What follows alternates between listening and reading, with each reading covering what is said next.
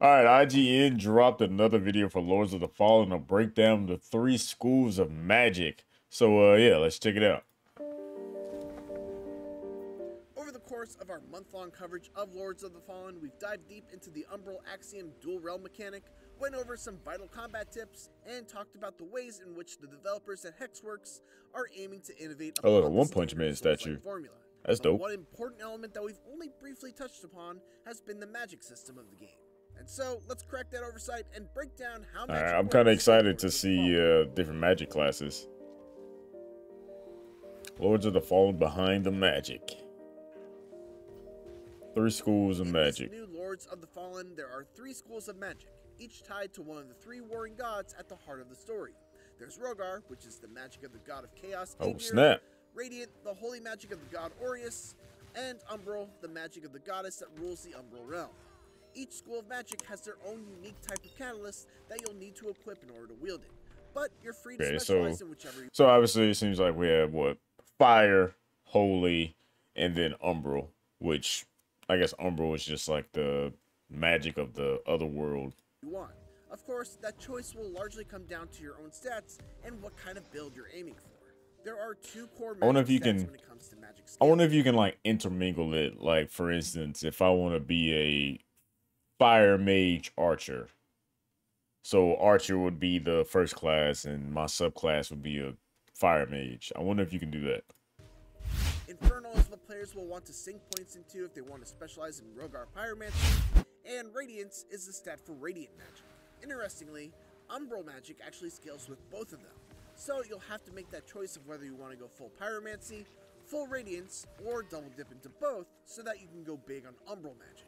As for the Okay, now spells well, it themselves, seems like as you might you just have to imagine, pick the Rogar spells spade, focus on the big, mage explosive damage. class. Basic fireballs that deal big AoE damage, damage over time flamethrowers, a hail of meteors, Oh, that's dope. and even a summon that causes fire dogs to fight for you.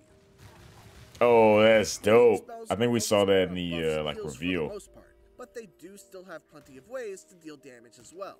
You've got a lightning bolt projectile, a short-lived lightning I think this blade is like laser more or beam less style like of spell, a healing and a lightning class bolt of spell, magic. among others. And finally, Umbral spells seem to be far slower moving, but still pack quite a punch once they find their way to a target. We've seen an ability that coats your weapon with Umbral power, a spell that calls up a series of bombs that explode a short distance away from the caster, and a time bomb that moves a short distance and then explodes for massive damage. Oh, that was cool. This is just Kind a of like small these handful of the magic that spells. players can expect to wield in Lords of the Fallen. The developers assured me that the list of spells is extensive, and in fact, every spell you see an enemy use against you, you can learn a variation for yourself. And Okay, we'll that's come back pretty cool. around to that shortly. So it seems like it's One a of the ton of spells challenges that you of can learn. implementing magic systems in a Souls-like is that it's hard to find that sweet spot of making magic feel strong and satisfying without making it feel overpowered. If you make it too Make weak, it on the other overpowered. hand, then you run into the opposite problem of making it hard to justify the sacrifices that a player must make with their stat allocation in order to properly utilize magic. To that end, the developers at Hexworks have balanced magic to be strong, but also have enemies that have natural resistances to the elements. At the beginning of the game, for instance, you'll run into a bunch of enemies that are resistant to Rogar spells, making it a tough early going for anyone that tries to go heavy on Pyromancy. Okay, so But once obviously, you're able to get so you have special enemies that are resistance to the different types of magics or different type of, I guess, abilities, whatever. And so I assume it's probably going to be the same for fire, I mean, not magic, the holy magic and the umbral magic, that you'll probably find enemies with a resistance.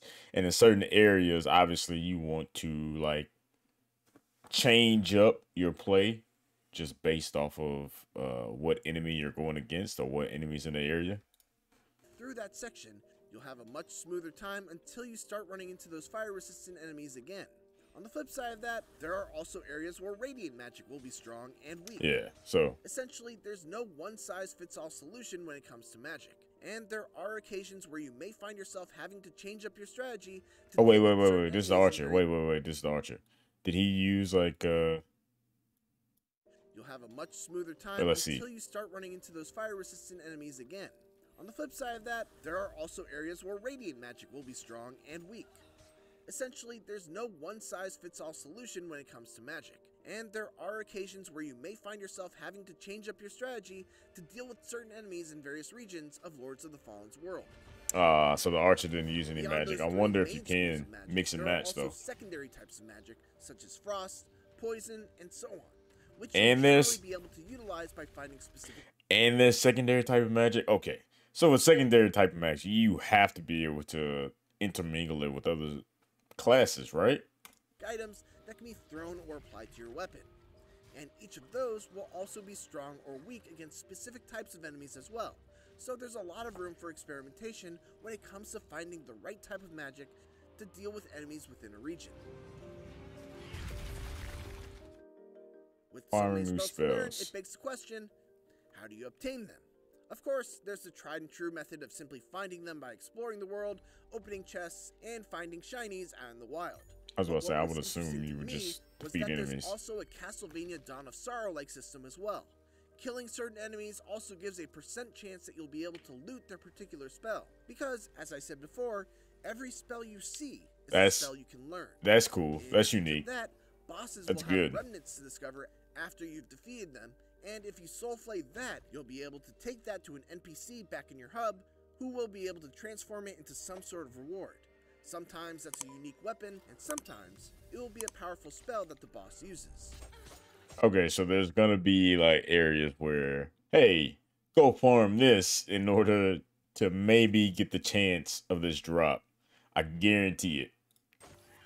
For the different magic spells. And that's currently everything there is to know about magic in Lords of the Fallen.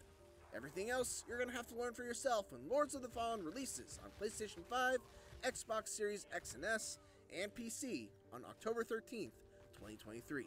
I'm pretty Thanks for excited. watching, and for more Lords of the Pretty Fallen, excited to pick this keep it up. here on IG. The bad thing is I'll be out of town when it drops, but when I get back, it's pretty exciting.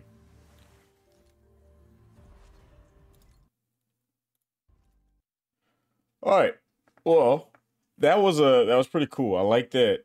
I like the fact that there's different branches of magic and there's subclasses of different magic. Now, the only question that I have, and probably a lot of you have, can you intermingle like a bunch of different magics? I mean, not a bunch of different magic, bunch of different classes together. Like, can I be a sword bearer in as a main class and then be a subclass ice mage? But yeah, game looks good. Can't wait. Hope you all enjoyed this video. Don't forget to hit that like and subscribe button. Let me know your thoughts and opinions down below on magic. And if you are thinking about, I guess, going magic as your first class, let me know down in the comments. Hope you guys have a great day. And yeah, peace.